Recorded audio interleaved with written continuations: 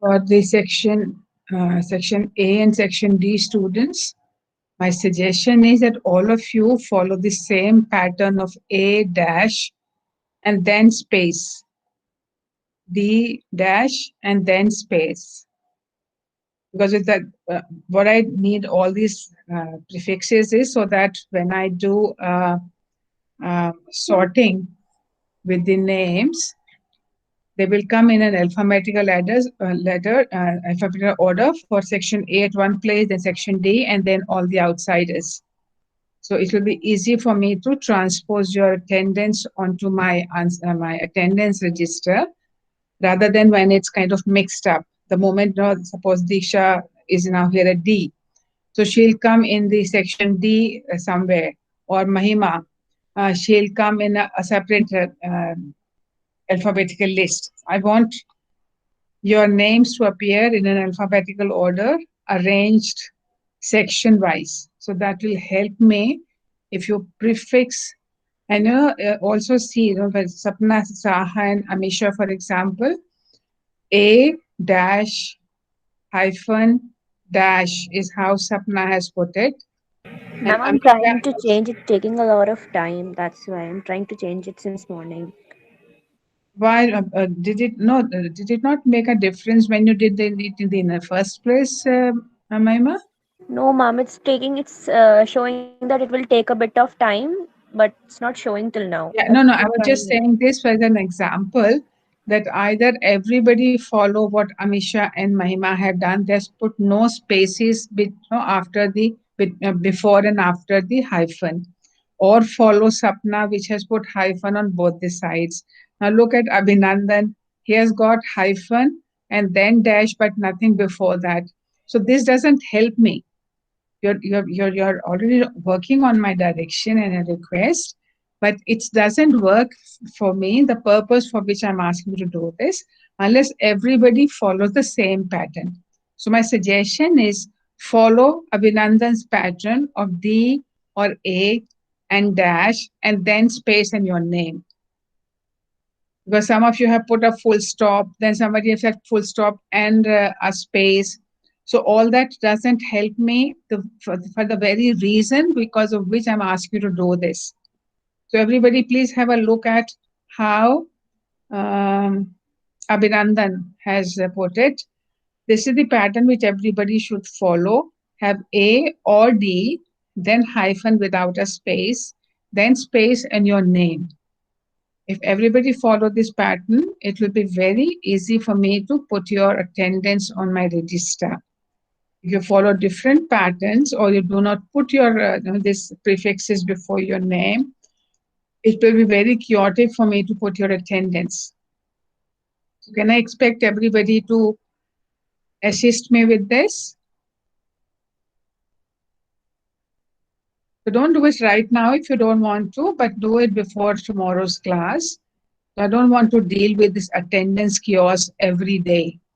I want it to get streamlined. Everybody's name should have the section name, then without space hyphen, then space, and then your name. Also make sure that your name appearing here is the same as is in the register. Because some you have got fancy names for whatever reasons. Those fancy names will not work for marking your attendance. So you have to have your name as it appears in the official register. Because last semester I had an issue with somebody using different surname than what it was in the register. And sometimes there were two people with the same name. So then I did not know this fellow without, which was got a different surname. Is it the same? Is it my student or somebody else? So please learn this that from now onwards, for all your official purposes, you should be using your official names and not so your fancy names can be for your personal conversations, for your personal friends' purposes, or if you want to do something else adventurous, use whatever names you want.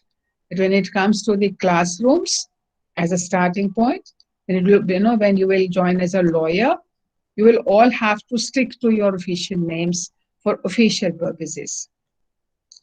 So, all right.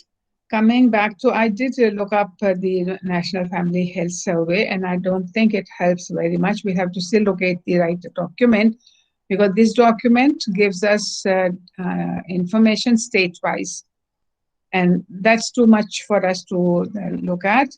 So you can have maybe perhaps look at a couple of states to see what are the trends. But what we are looking for are the national figures. So anybody who has found any document which contains national figures about status of women and men.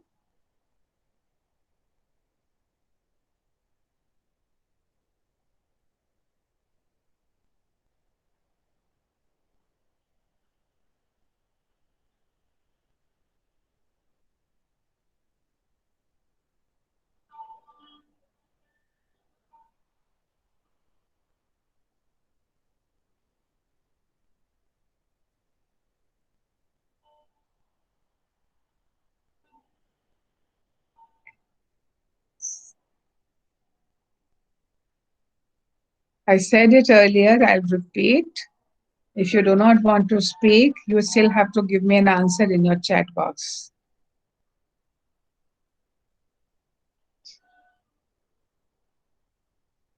And those of you who can switch off your videos, please switch on your videos.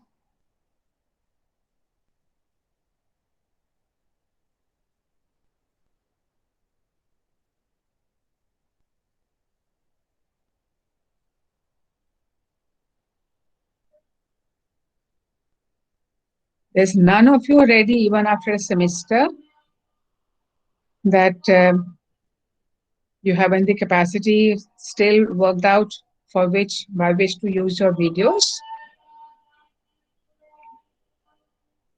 I'm asking as many of you who can switch your videos, kindly do that. Got Ria and Saloni. Saloni again missed. Austika, Ananya.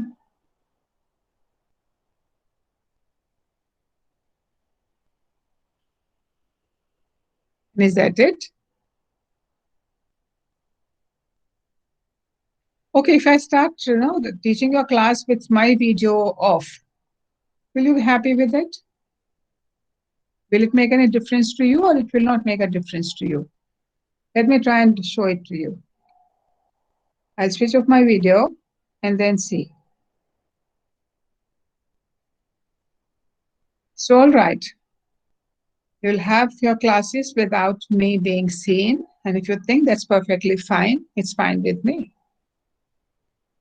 So now tell me, you have to now write because I can't see any one of you, excepting the ones who have their videos on. So please write down on your chat box, have you found any materials about the data relating to status of men and women?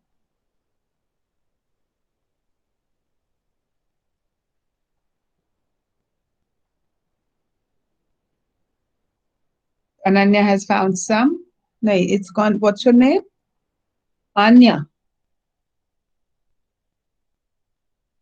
Yes, ma'am, it's Anya. Anya is where? Well, I can see Ananya here, but where is Anya? Anya. Okay, so we got an Ananya and we got an Anya. Yeah, so tell me, Anya, what is it that you found and what does it say? Sanyam Dua, you found the reference on Google Classroom. The Google Classroom document, did you open it? Sanyam? You found the material good, but did you open it? Ma'am, I received the mail, but I haven't checked it yet. That's what I'm saying. Because I also checked it later, certainly on the weekend, and I found that this is a state-wise data. State-wise data is going to be very difficult for us to deal with. We want to look at national level data. So I'm quite sure there would be some document. I'll search for it more. You can also do that.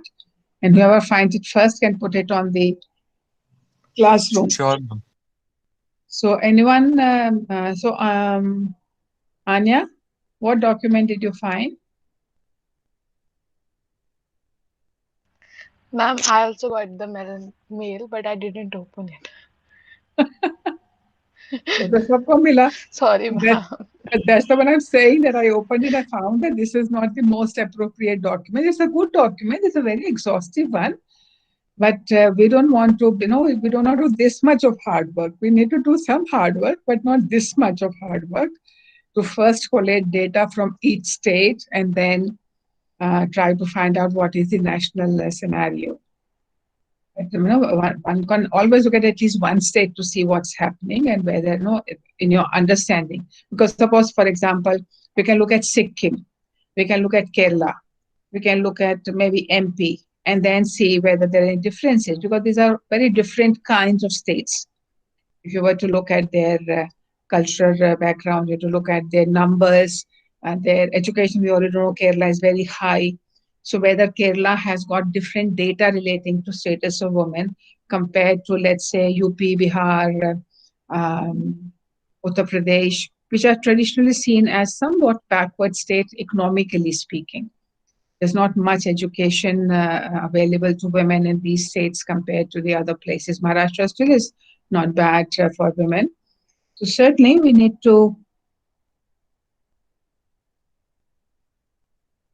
Ayushi is suggesting, may I share the classroom link with all here? I have already done that.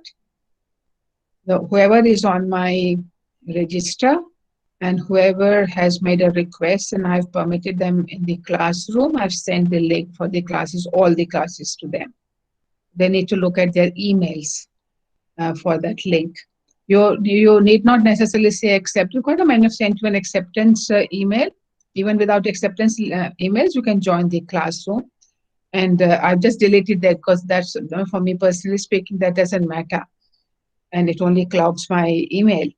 But anyone who says that I'm in your class and you are in my classroom invitation, so far only 41 students have accepted participation in the classroom. So there are still those of you who have still not taken, who have not joined the classroom. So, okay, so therefore today we are not going to talk about the data. We still need to look for more data, the sources for the data. But do you have any sense of what is the status of women in India? The 2016 Mahip? You need to send us a link so we can check that out. But they certainly have data from the All India data from the National Family Health Survey 4th, that we already have.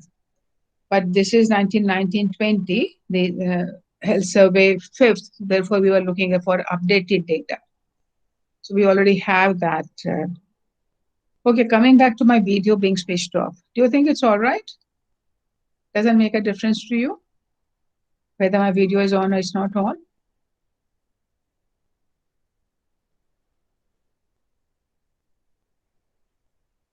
It is much better when you are visible. Yeah, well, Ananya, you have already your video on, so you can certainly say that. But I'm talking about the others who are not using their videos. It doesn't matter different to know whether I have got the video on or it doesn't. You don't have the video on. Listening to a radio and seeing a TV, is there a difference or that is the same thing?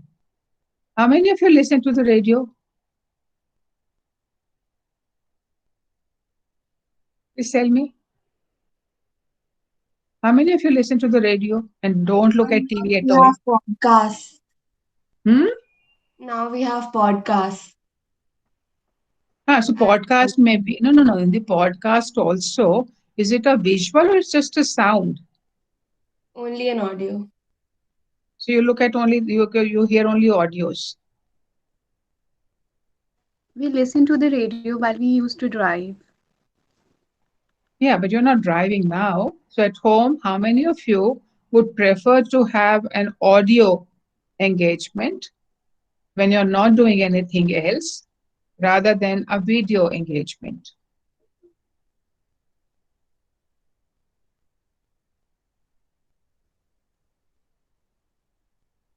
Podcast is about what? Is it only music or something else? Do you want to hear interviews of people only by hearing, or do you look at the people who are giving the interview?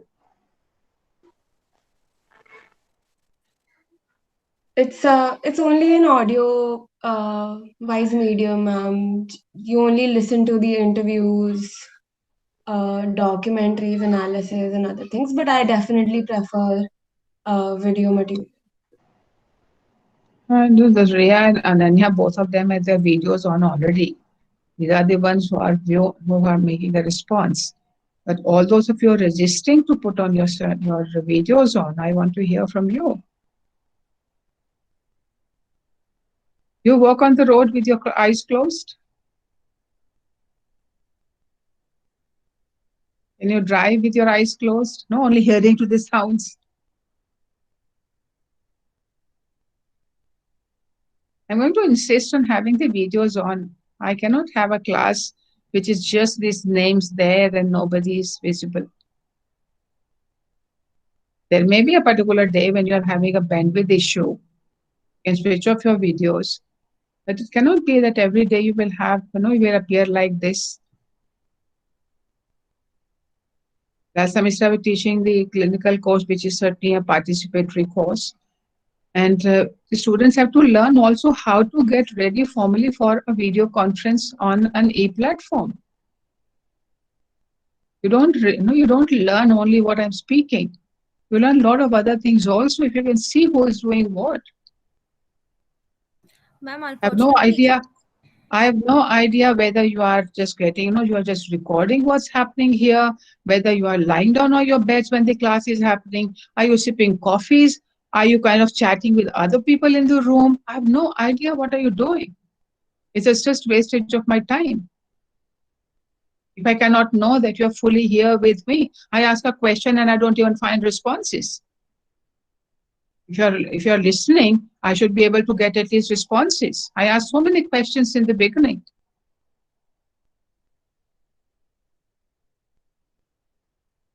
Ma'am, unfortunately, if everybody has their videos on, it will actually take more bandwidth per person. So that's a problem. Have you ever tried? Have you ever tried? Yes, for sure. It does take more bandwidth per person if every single person in a video conference has their video on. So that's one of the major problems with having everybody's videos on. But I should have at least some, 10%, 20%. Yeah. Cannot even 100% when people are not having their videos on.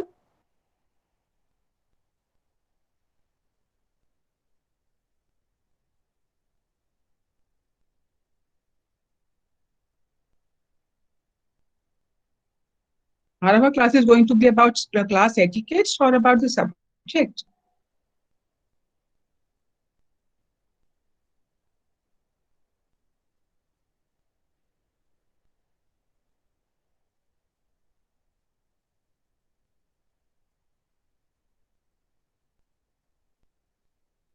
How many hours of classes do you have every day? 4 to 5 hours of classes if we have all the classes. So As on per an your average, sheet. maybe 3.5 hours of classes. And how much data you need for these many hours?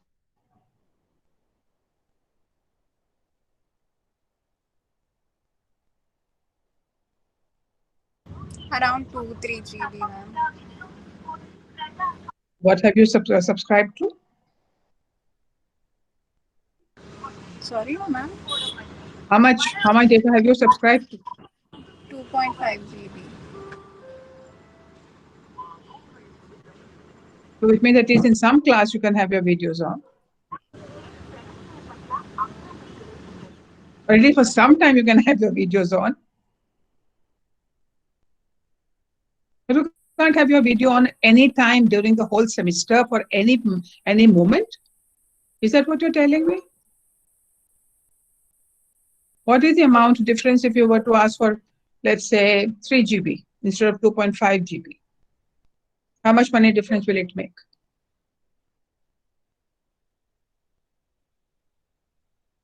How much more will you have to shell out to have 3 GB instead of 2.5? I don't know. My system doesn't even tell me 2.5. It says, I think 1 point. I do not know. That's not my question. So if you need more data, how much more money you will need to spend? So bandwidth is one category of problem, I understand. The second problem is, of course, understandable, not completely acceptable, is that it will certainly cost you a little more. But how much more will it cost you? Ma'am, I guess you get 3 GB extra data for $50, like in my network, Airtel. So we can't spend $50? It's also not about the total amount of data available per day. It's about the strength available in every second or every minute. So if everybody has their videos on, then the problem is that it takes more data. For me, for example, beach mein my video went off because of the bandwidth issue, because a lot of people Yeah. can't turn their videos on. So that's a genuine problem that I find. I've I subscribed to understand, Austika. I understand that. But does that really mean that nobody can have their videos on? Just when I started this conversation, excepting me, nobody had their video on. I'm just Excuse talking to me, my ma'am. screen. I'm just talking to my screen. And I don't like talking to my screen. No, ma'am, that's perfectly understandable. It makes sense, but what you're saying makes sense. So, I think we have to figure out some kind of a compromise between spending So all that. let's find out that. No, let's find that solution now. Yes. We'll have to have Ma'am, at least 5. We'll have to have at least 5 volunteers for every class who will have their videos on, and I'll teach them. Others can listen.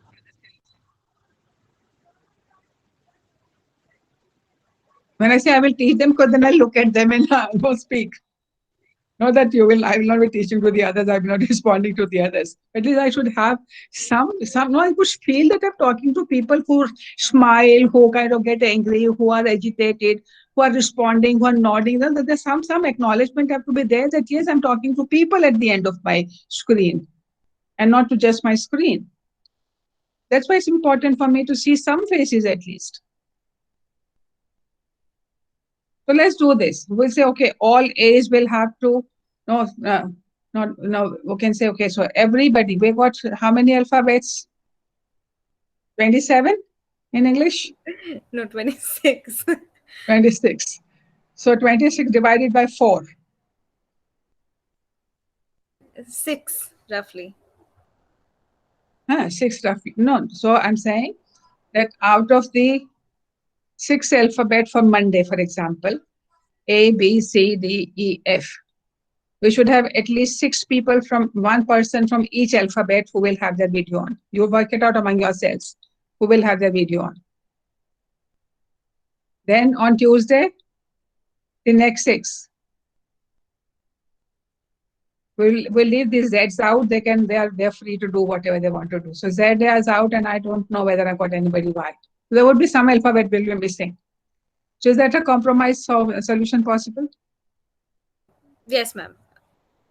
Yeah, so let's have the 6 people for today. I've got Mahib, who is not in the first 5 alphabet, but I'm happy to say him.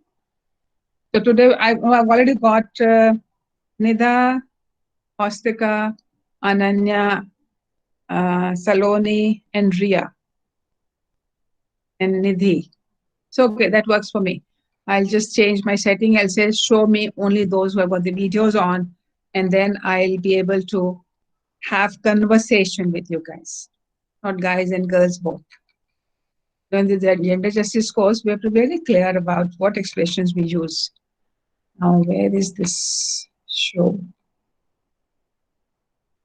Only show participants with videos. Okay, so I need to put my video on. Now I can see, people are smiling, there are responses there. I can relate to my students. But talking to the wall is not something I appreciate. So, okay, we were talking the other day about the Delhi High Court considering the petition about this same-sex couples to get married. And there's the 3 petitions have been there. Today's newspaper again carries a follow-up, and the Delhi, government of India has been asked to fill up. They have been given last opportunity to state their stand on this. So the petitions are that there are two persons who want their marriage to be recognized under Hindu Marriage Act, same-sex couple.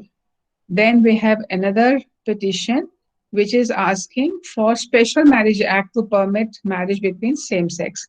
So Special Marriage Act is about inter-faith marriages. Then there is a third couple which have got their marriage registered in America, same sex, and they want the same to be recognized in India.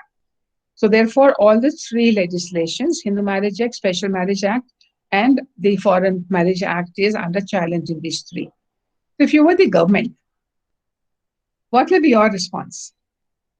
What will be your reason for saying, yes, it should be permitted, or what will be your reason to say, no, it should not be permitted?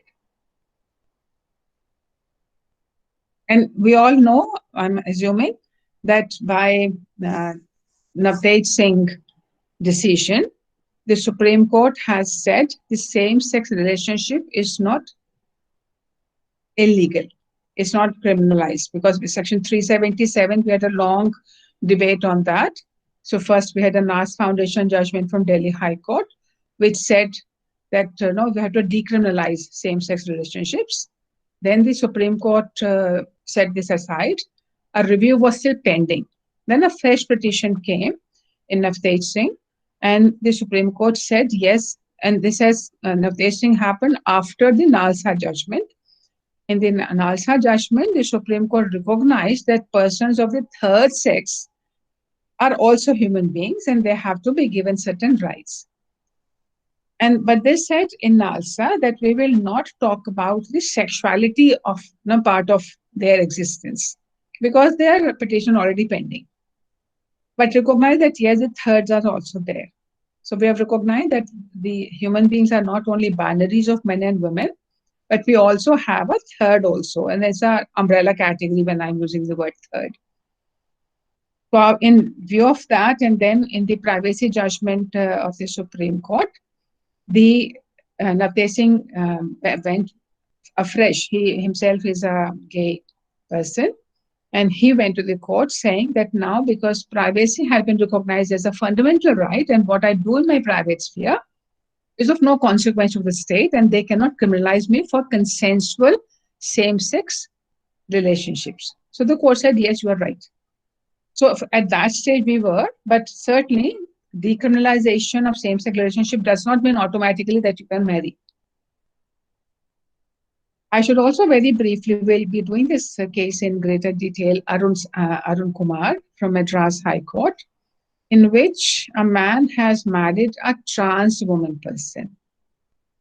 So this trans woman person for a long time has been living like a woman.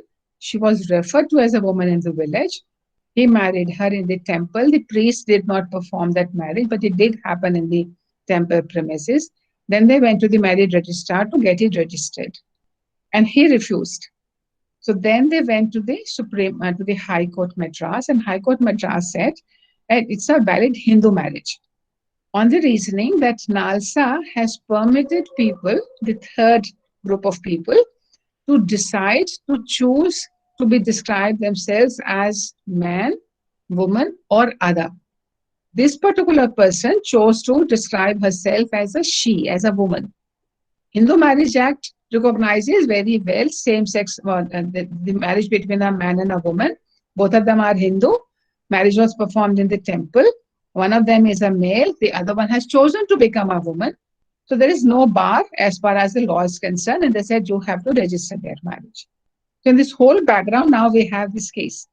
So this is the difference in this case and the Arun Kumar case is that Arun Kumar, one of the partners, claimed to be a woman in her trans woman role. These people are not saying we are trans. They are saying both of us are men, both of us are women, and we want to marry. So now, if you were the state, you have to file that affidavit. You have to file your position. what will you file? What will be your position in this petition, which is in the Delhi High Court? I think my position as a state would be that it's not the place of the judiciary to intervene in what is clearly a legislative matter. So I wouldn't necessarily go into whether I wouldn't necessarily ascribe some kind of value judgment to whether same-sex marriage is right or wrong.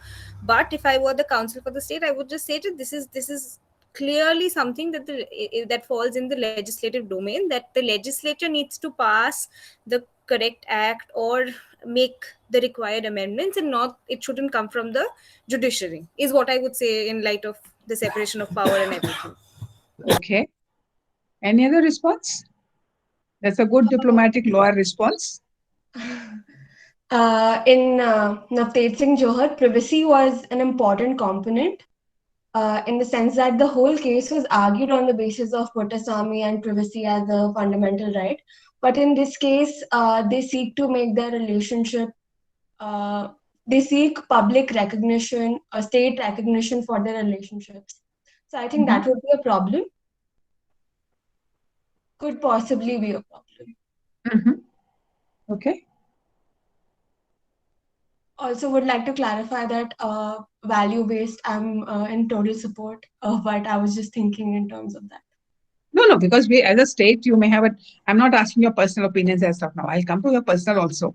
But as of now, let's look at what are the possible positions that the state can take if they were to support it, if they were to oppose it. And of course, Ostika has given us a very diplomatic position saying, well, none of your business.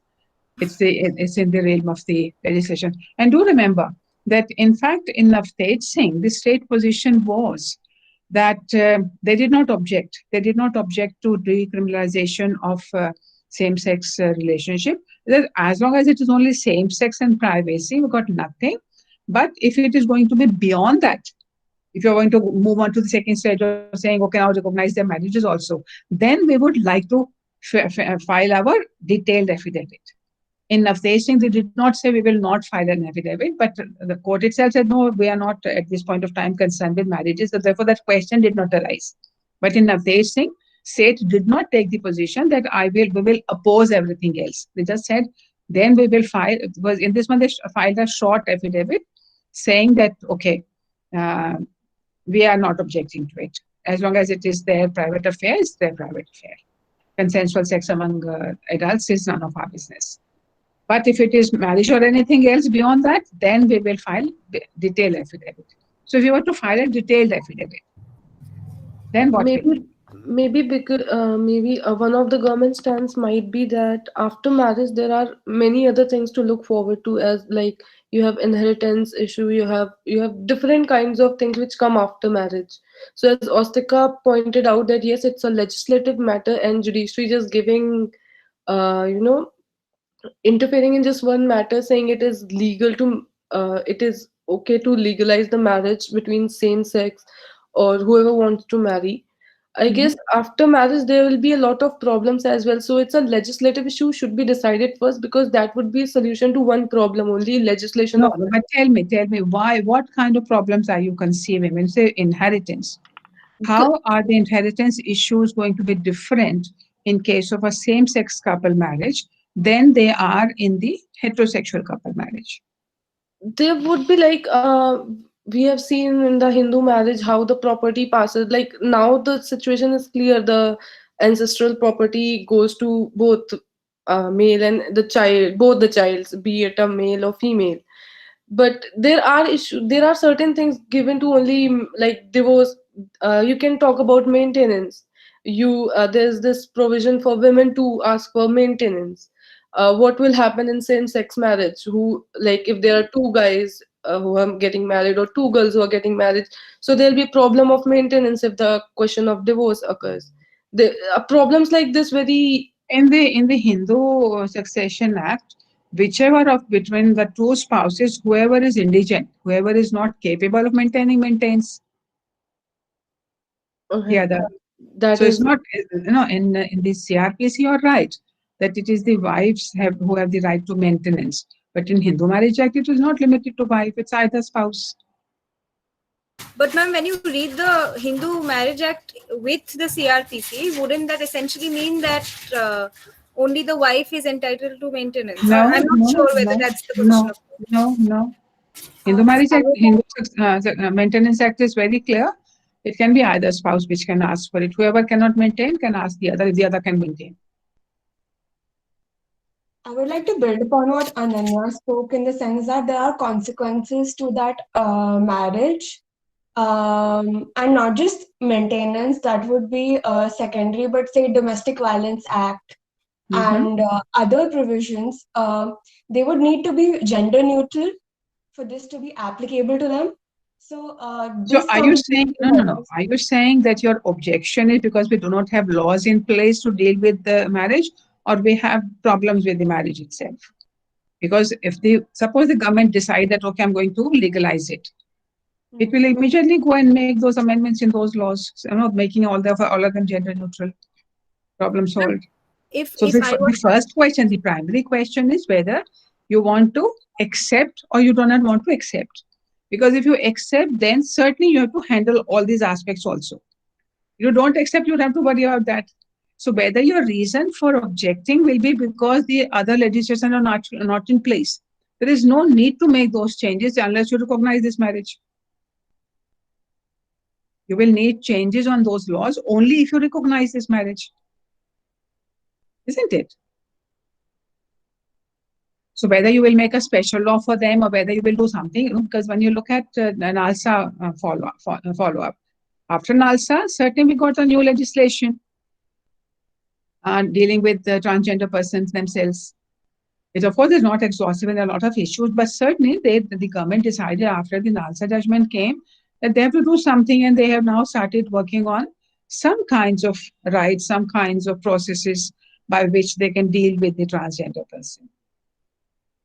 Because in that case, the government wasn't asked whether you recognize or don't recognize the third person. But in this case, the court is asking that you take up your position.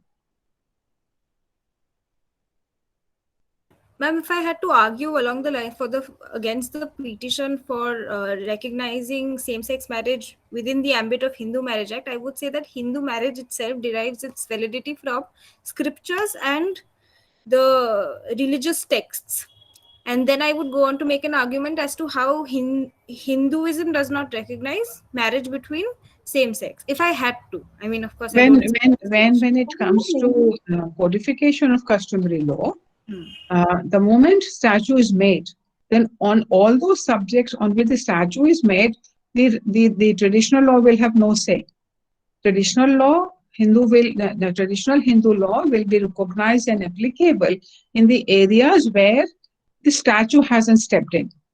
But if a statute has stepped in, then you cannot say, oh, we will go back now to the behind the statute. You cannot do that. But at the same time, the statute has not stepped in has not been clear about the position of same-sex marriage. So there's an interpretation. That's where they were actually picked on. They said the language of the section. When you look at, I think section 5 is there. It says any two Hindus can marry. Now, does not say a Hindu male and a Hindu female can marry. So that's where they're pegging it on. True. That the law itself does not specify it out as such. So if the section itself does not prohibit, then how in your implementation? Because certainly what you were saying, Vastika, that in implementation, we are looking at the tradition. But traditionally, this has been man and woman. And therefore, all these judges who are objecting to registering the marriages are going by that aspect. But technically speaking, the counter argument, of course, has been that even though it says any two Hindus can marry, later on it uses the word bride and bridegroom. So that would indicate that actually it is thinking about marriages between a man and a woman. But when you look at the same-sex couples, many a time they decide that who will be the bride and who will be the bridegroom. I've attended one marriage of a same-sex couple in England, in which they chose that both the persons will be referred to as grooms. But there are others who at the time of marriage decide whether they will be known as, both of them will be known as brides, whether both of them will be known as grooms, or whether one of them will be, even if it is a woman marrying or it's a man marrying, they will have a choice decision among themselves to say, I will be described as groom and this other person will be described as bridegroom. So if it's a technical part of it, that's okay. Those of us who do recognize ourselves as the male and the female partner in this relationship, and they do have those classifications within the same-sex relationships. Some of them think of themselves, both of them, as men. Some of them have their roles cast. That some of the men think of this other man as the male in the relationship. Some of them think that the other is the female in the relationship. So whether it is their perception about their roles in the relationship that will matter, and therefore to fit into the categories of bride and bridegroom, all these are the considerations. So, but whether our objections are coming from the sense of the technical position that we are just talking about, or is there an inherent something inside that says, no, this is not right? We may not be able to articulate that. And if we are in that state where we feel that, no, it's not right thing to do, then we need to think of the reason, because first of all is that what is our feeling? How do we feel inside? Whether it will be okay for you to see a couple who says, well, we are married and they are both men and or they are both women. If you were to meet them in your individual life, what will be your feeling? Will say, oh, these are weird people. Well, it's okay, none of my business. Or you'll say, oh, how courageous. There may be different reactions of different people. So what is it that where do I stand? And of course, before going on to the question of the same-sex marriages, we need to ask that ourselves, that when I talk, how many of you actually know a same-sex couple is the first question. Whether our apprehensions, our positions are coming from literature alone, we are coming from our experience with them, it is coming from what has been given to us over the centuries, over generations after generation. There may be various sources because of which we have made a position. We may not be even actually clear about that position. So therefore, going back, so okay, the law says same-sex relationships are okay. But what do we think about it? Whether same-sex relationships are okay? So that's one kind of question. The second kind of question I want you to think about, and I think this is very important for us to think about the questions I'm asking, because then only you can see what's happening in my head. And all of us need to identify what's happening in our head. The common consciousness cannot be there unless I'm aware of my own consciousness. But the second question I want to ask is that even recognizing the third as a human being at par with man and woman, do you think that's the correct thing to do? Or whether we have certain reservation, they should not be at par with men and women. And that will lead me to the third question. Whether in our head, do we think men and women should be the same and equal? But they're all linked. Starting with man and woman, how many of us think that they are equal? Okay, how many of us think they should be equal? Raise your hand, those of you who have your videos on. Do you think men and women should be equal?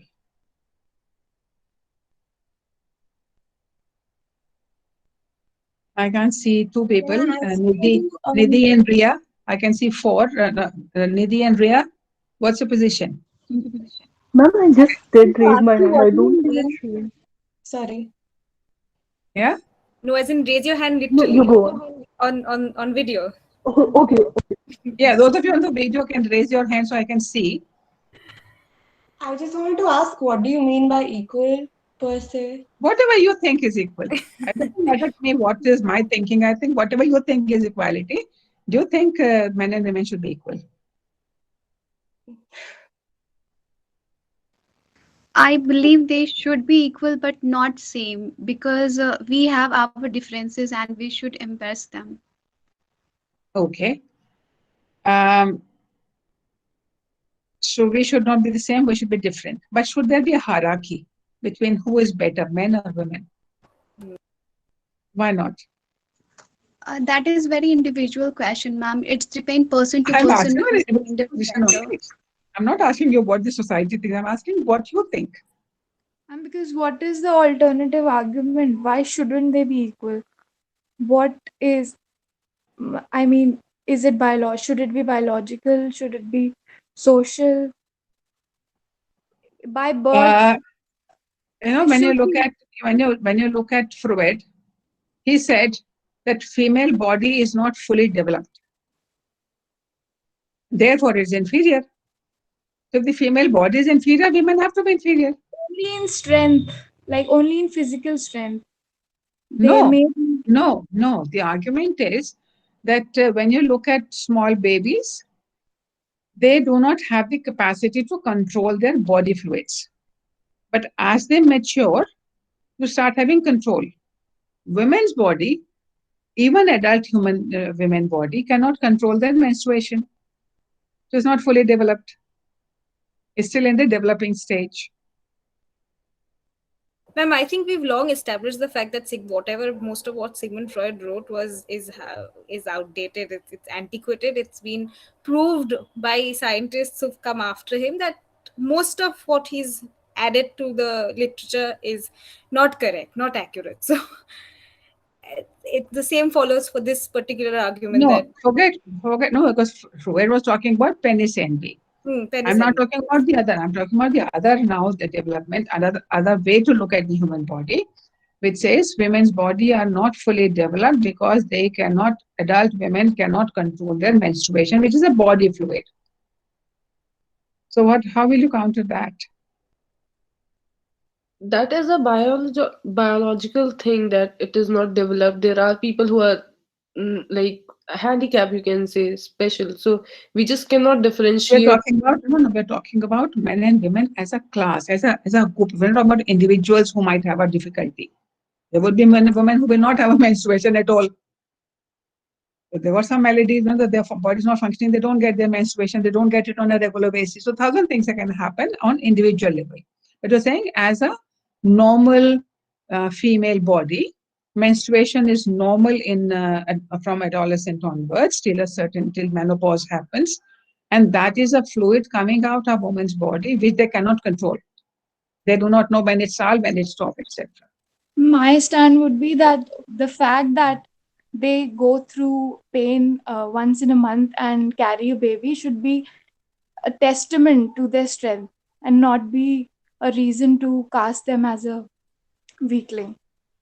Okay, that's a good argument that we should not be focusing on the non-capacity to control the fluid, but the capacity of the fluid to give birth to another life. So that is the aspect which needs to be emphasized rather than the fact of not being able to control. So then men are not able to give birth. They don't get that. So then the male body should be inferior. So should the male body be equal or it should be inferior? Ma'am, according to me, hierarchy should be based on individual traits, which is quite unique in everyone. And like, if we talk about like men and women, like who like that hierarchy should be present there, then we are literally putting men in one box and women in one box and stereotyping that these are things. Like for example, someone just talked about physical strength. Like there are many women nowadays who, due to their training, they become more, powerful and are like they develop strength over time. Nidhi, So you're yourself saying some women. So we are not talking about yeah, individual some women. We are talking about as a group. And Saloni said we have to keep our differences. We should not lose our identity as a man or as a woman. So we have to keep our identity. And we said that one of the major identity feature of being woman is the capacity to give birth, the capacity to be a pain, the capacity to bring a new life. So these are all good qualities among women. So we are different in that sense. Men can't do any of that. So as a group at all, there'll be some women who can't bear labor pain and some women who will not cry even in labor pain. So that range we are not talking about. We're talking about that as we look at the human body itself. So whether, if we say women have all these qualities, then, and I'm still on the question of whether there should be a hierarchy in the bodies. Because now we are recognizing minimum 3 kinds of bodies. One is the male body, the second is the female body, and the third is the third body. When I think third body, this is called the intersex category. So intersex body is the one which does not have very identifiable features of being a male body or a female body. So surgical intervention may take or may not take place. They may have features of both the sexes. They may have more features of one sex and some features of the second sex. So there's a whole range of bodies in the group called third. So then whether these three kinds of bodies should have a hierarchy. There's the body. We're not even talking about what happens to, after the bodies when we move to the people as they develop the personalities of those bodies. We're not there. We are still at the bodies only. So one argument which was very strongly perpetrated was that, how do you justify? Because we have this whole thinking that women's place is in their homes. They should not be very, vocal. They should be shy. They should be passive. They should take all the whatever is given to them, right or wrong. They should be more bearing. They should be have the capacity to bear all kinds of wrongs and still look after people. So all these kinds of things are said about women. Why should that happen? Why? What is the rationale for saying the place of a woman is in their homes? Ma'am, I have one to ask. Yes, Saloni. Why we need to make hierarchy between men, women, and other body? Why can't we celebrate the union of two bodies, or we are giving new life or new birth of a baby? We can celebrate together. And the second thing, what I want to say is Salon, I want you to stop just a second. So these two bodies with their union can bring another life. So what about the third body? They cannot bring another life. Then there should be a lesser hierarchy. No, ma'am. But that body is also coming from somewhere, out of love. Yeah, but after the body has come, now what is this body which has now come because of the love and affection of the parents, now cannot create another body. So will that be a criteria to say now the third body should be lesser? I like your argument, basic statement. It's a good point to remember that why do we need hierarchy?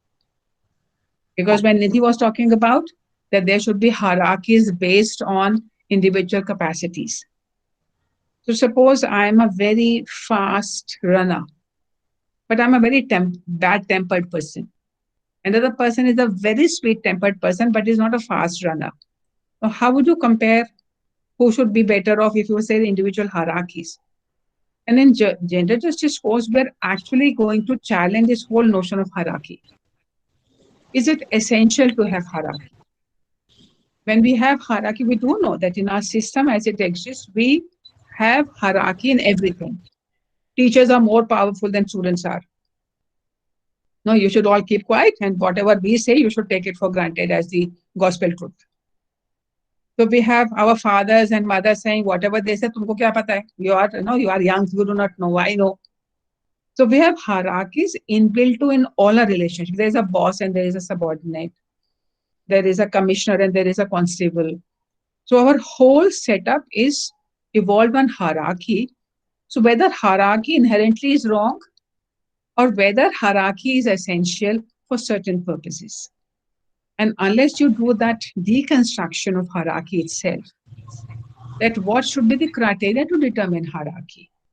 So the fact that men are stronger physically, usually speaking, compared to women generally speaking, whether strength should be the criteria for hierarchy, whether childbirth ability should be the criteria for hierarchy, whether being caring for the other should be the criteria of hierarchy. But the moment we say hierarchies, then we have to lay down the criteria for hierarchy. What should be those criteria? How do you determine those criteria? We can certainly look at what are the criteria today for hierarchy. And then question from where are they coming? Why did we decide that men were superior? Why do we have this whole system which recognizes more power in the men? It's only constantly women are struggling to get even a normative equality in law. There are lots of laws even today which do not recognize equal rights and status of the women. And we're not talking about only the social reality. We're talking about by law. Whatever women do is not seen as much worthy as what the men do. And there are certain professions, only gradually women are getting into those professions, but all of them don't. And all of them, many of them would not even want to. They would want to be housewives. So is it a bad thing to be a housewife? If you are a modern woman, educated woman, must you necessarily work for you to be equal to your husband? We need to ask all these questions because I've been to some of the conferences and conversations where they are, oh, women, um, women are wasting their lives by being after education, they are not doing any work. And I do not know whether that's the only position to take. We need to ask that question that if we work, then what kind of work we will do? What is the work which is recognized as work? I've asked this question to my earlier classes. How many of you have working mothers? Anyone in this group who's visible to me? Do you have working mothers? Technically, yes. And non-technically? Ma'am, because according to me, like housework is also work. So my Not just mother is a according to you, working according to woman. Supreme Court of India as Yeah. well. Okay. Okay. I'm Recently sorry. there Yeah, was a according Supreme to Court Supreme judgment Court also. that her work is as much worth as the husband's. But if the husband is working, salary in, let's say 1 lakh, then her work is worth 1 lakh. But the housewife of a poor man also does the same work. Will her work be worthy of 1 lakh? Why her worth has to be determined by reference to what the husband's salary is worth. Whether her worth has to be examined independent of what the husband is doing. Definitely. But that's not what the Supreme Court has said. Yes, because So it's a very progressive judgment. I'm not at all saying that that's a huge leap forward. But we are still stuck in the same format that you have to compare women with men. So if my husband is a laborer, I'm still doing the same work I would do in fact, if I'm a wife of let's say a CEO of a big company, I will not do at all any work. I will only supervise the servants. But if I die, my salary, my compensation will be determined by reference to my husband's worth. If I die as a laborer's wife, again, my work is not worth. It is his work which is the worth, which is the criteria. So we are still not out of the thinking where we are trying to judge everything by reference to what is happening to the man, not by looking at what the women are doing. You understand that the progressive judgments may also have the same way of thinking of making the men as the standard of determining what is the worth of women. It's not correct. We need to stop. Everybody put your attendance and we'll meet tomorrow.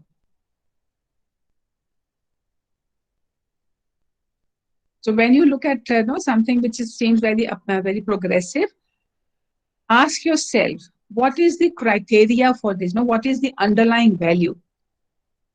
Are we making decisions by reference to men as the standard to determine what is good for women? So when Saloni said that we are different but equal, equal means what? And somebody did ask me that question, Ria asked me that question, what do you mean by equality? So there are different ways to think of equality. When Article 14 says equality among equals. So if we are different, then all women should be equal and we need not worry about what the men are doing. But certainly there will be certain criteria which have to be same for both of them as well. It's going to be very complicated to change what we have. Even start thinking, questioning what we have. Ma'am. So we need to start thinking about that. Who is that? Jason. Yes, Jason. Yeah, ma'am. Talking about the hierarchy, I think we can't compare men and women. The differences cannot be compared. Like the similarities can be compared. Uh, like the intellectual aspects can be compared. You Mhm. cannot compare strength and like a strength of a man and a woman, because men are considered inherently more strength, like they have more But strength. Jason, but Jason, when we look at our mothers do give a lot more food to the sons than to the daughters. So maybe they became weak because they never got enough sufficient nutrition. When you look at the anemic level between men and women, more women are anemic. They don't even get sufficient nutrition. So it may be more to do with how they are nourished and brought up rather than any genetic weakness. So certainly that, no, as a class, we agree that. So, but the question is that why can we not consider strength of the body as a criteria for hierarchy? Ma'am, because the Darwinian idea of survival of the fittest, I think we can leave that far behind. I mean, we've moved on in terms of our civilizational march. We've moved on from that idea that men are hunters and gatherers and women are the nurturers. And we can find more progressive parameters to judge hierarchy, if hierarchy is necessary at all. Not No, just let's give birth. for me, on the strength front, we certainly know that horses have got a lot more horsepower. So then horses should be superior than men. If criteria of the strength, body strength was the criteria, then whichever species of living beings has got more strength, then they should be then they should be considered as superior than the others. So certainly, and then among men themselves, the WWW wrestlers should be the topmost human beings, most or the sumo wrestlers. They should be seen as the most superior men. So certainly, we cannot have only one criteria to determine who is superior, if at all somebody is superior. Now we also think, having a lighter skin, people with lighter skin are better off for various purposes, and we do know all the employment data does tell us that more beautiful people get more jobs more easily. Now, how does it matter what is the color of my skin? Does it help me work better? It's not my mind. For my work, I need my mind. But color of my skin matters. So we created lots of criteria which has got no relevance, no logic, no rationale for it being a criteria. But it happens at our unconscious mind because we have never questioned it. We have never paid attention to this aspect. And if we don't pay attention to these aspects, nothing is going to change. It will remain the same. Do we have something here?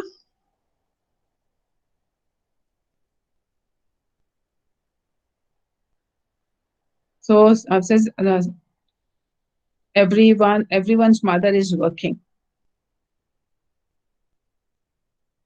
Do you agree with that?